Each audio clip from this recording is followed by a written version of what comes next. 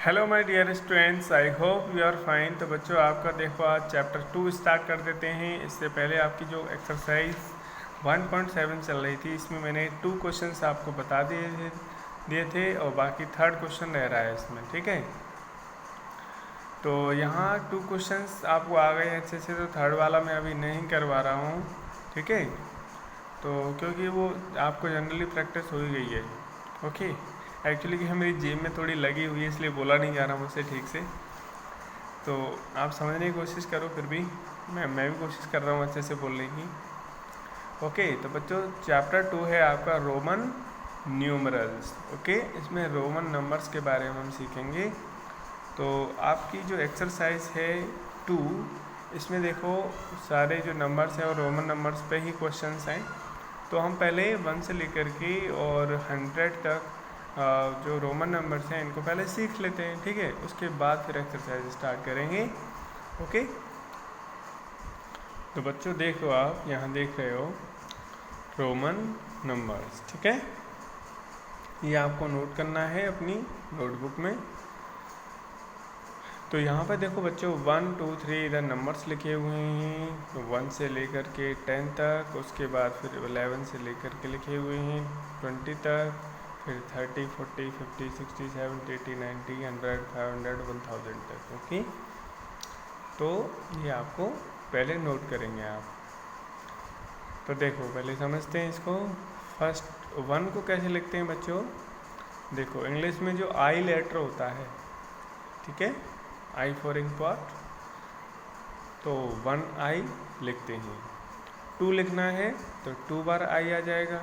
3 लिखना है तो 3 बार आई आ जाएगा। 4 लिखना है तो 4, तो फिर 4 बार आई नहीं आएगा। ठीक है, क्योंकि किसी भी सिंबल को हम 3 बार इस्तेमाल कर सकते हैं ज़्यादा से ज़्यादा, 3 टाइम्स से ज़्यादा उसको हम यूज नहीं कर सकते। ठीक है, तो हमें ये देखना होगा कि 5 को हम कैसे लिखते हैं। पहले तो 5 को हम लिखते हैं वी।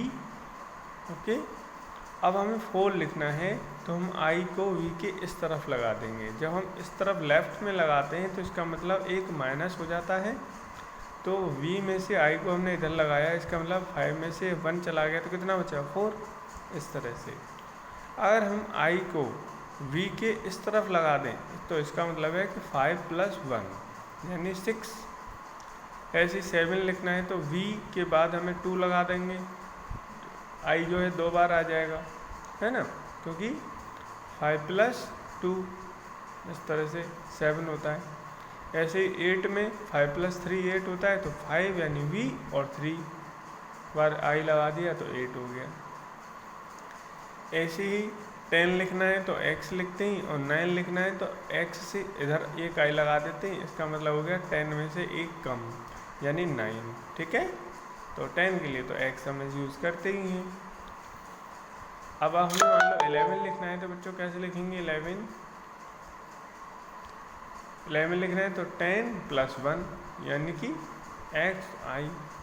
12 लिखना है तो 10 + 2, और 2 को कैसे लिखते हैं? ऐसे लिखते हैं, तो x का मतलब तो 10 और 2 का मतलब डबल आई। 13 का x + 3 को कैसे लिखते हैं? ऐसे लिखते हैं, तो ये आ गया। 14 को x लिखेंगे और 14 के लिए हम क्या 4, देखो 14 है, 14 का मतलब 10 + 4, तो 10 के लिए तो x आ गया और 4 के लिए याद। ठीक है, आई भी आ गया। 15 में 10 + 5, तो 10 के लिए तो x आ गया और 5 के लिए v आ गया। 16 में 10 + 6, तो 10 के लिए तो आ गया x और 6 के लिए आ गया vi। 17 में 10 + 7, तो 10 के लिए आ गया x और 7 के लिए आ गया v डबल आई।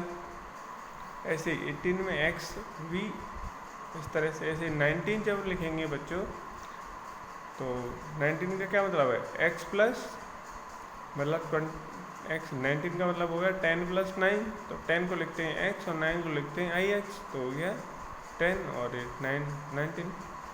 20 का मतलब है बच्चों 10 + 10 यानी x जो है 2 बार आ जाएगा। क्लियर?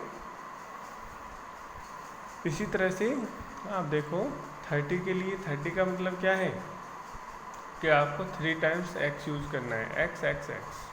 10 10 10 यानी 30 हो गया। 50 के लिए इस्तेमाल करते हैं L, तो 40 क्या होता है 50 से 10 कम, तो x को हमने इधर लगा दिया यानी XL। तो 40 के लिए लिखते हैं XL, और 60 के लिए LX, यानी x को आप L के इस तरफ लगा देंगे तो 60 हो जाएगा। 70 लिखेंगे तो L प्लस डबल X हो जाएगा, क्योंकि 50 प्लस 10 प्लस 10, तो 50 प्लस 10 प्लस 10 तो 70। 50 यानी L प्लस 10 प्लस 10 प्लस 10 यानी 80। 100 के लिए लिखते हैं C, तो 90 का मतलब है C में से x इधर माइनस यानी 10 माइनस कर दिया तो 90। ओके। 500 के लिए इस्तेमाल करते हैं बेटा D, और 1000 के लिए करते हैं M या फिर आजकल K। ठीक है, K भी यूज़ कर लेते हैं। तो ये जो चार्ट है ये आपको अपनी नोटबुक में बनाना है। ओके, उसके बाद हम आपकी एक्सरसाइज स्टार्ट करेंगे। चार्ट बनाने के बाद आपको लर्न भी करना है। Okay, so thank you.